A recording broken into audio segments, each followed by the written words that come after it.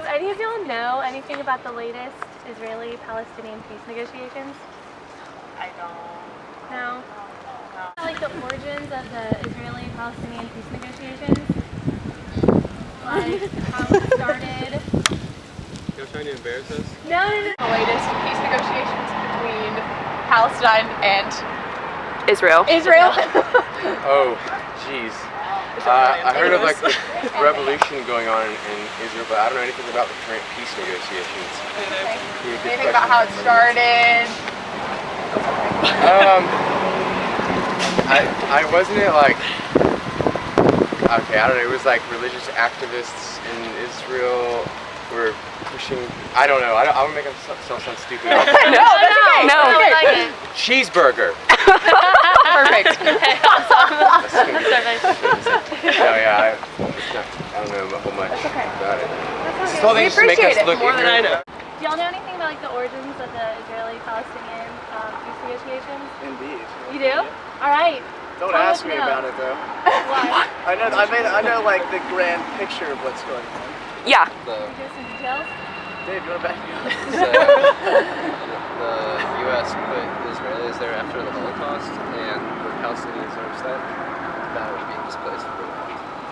There you go. And it's there, yeah. What do you say? Do y'all know anything about like the origins of like the Israeli-Palestinian peace negotiations? Absolutely not. I read a No. paper on it in 7th grade.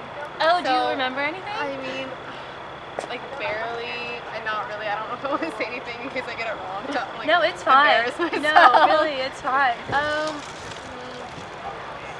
me think.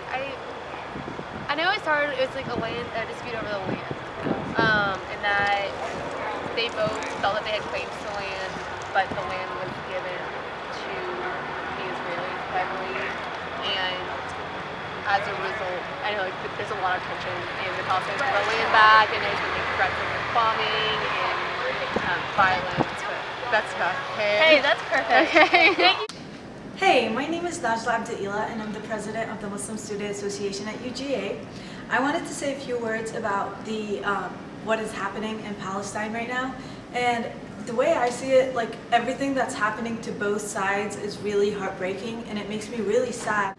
Some of the stuff I know and I have learned about the conflict are the fact that the UN gave Israel or formed the land of Israel for the Jews back in the 40s with the UN resolution, and how that's been going on since like back then, and how that changed, and the land that Israel owned back then expanded so much right now, and it's taking up so much of the Palestinian side that it's really heartbreaking. And it's kind of, as an Arab, it's really hard to not be biased about the conflict and take the Palestinian side and feel for them, because the way I see it, if someone was to walk in my house and tell me, okay, I'm gonna share it with you, and then not just that, then start going into my territory, like I just, even though I'm not a Palestinian, I just feel for them. And that's like, it's really sad to see all of that happening, but at the same time, I'm not like anti-Jewish, so the way I see it, and the way they can both live peacefully within the same land, is if they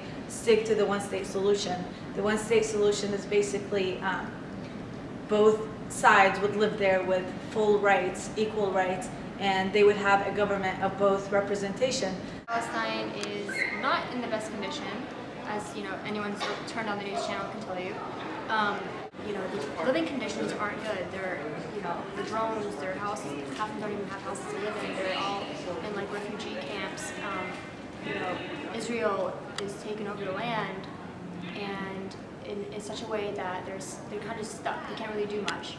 How do you feel about the current peace negotiations? Peace negotiations? Yeah. Do you think they're possible? Do you think it's possible? I think it's possible, but is it likely? I don't think it's likely. I don't know, because it's been happening for like over hundreds of years. Really more 50 years. I believe I'm positive that they will fail.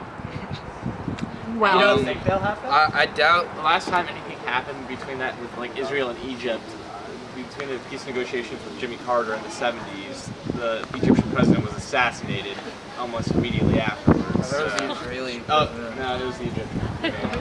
I hope you're right. This will be embarrassing to whoever's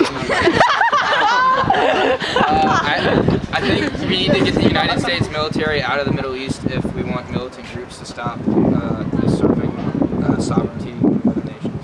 I think it's possible, but it's going to be really hard. It's going to take a lot of time. My personal opinion of Palestinian-Israeli conflict is probably not what most people expect it to be. I actually have Israeli citizenship, and most of my family lives in Israel.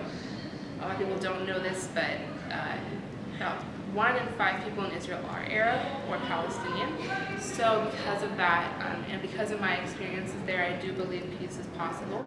Cousins have Jewish friends, speak Hebrew. Some of my cousins have sleepovers with their Jewish friends from dance class. So because of that, because I see people living side by side and how similar we look, you would not realize how similar we look. Disregarding religious dress, there were so many times where I would walk past someone and think this person quite obviously is Arab, and then hear them speak Hebrew or hang out friends who are very obviously Jewish, and then on the opposite side, I would see someone and be like, okay, this girl is totally Jewish. There's no way she's Arab, and then she would speak Arabic perfectly. So I think that we are more similar than we think, but there is a lot of extremism both sides in terms of religion. Religion is obviously a huge factor in the conflict, but I think that there's a lot of similarities between us, and I think that communication and being exposed to each other is key to making us understand each other, because again, my family is from areas where we live side by side.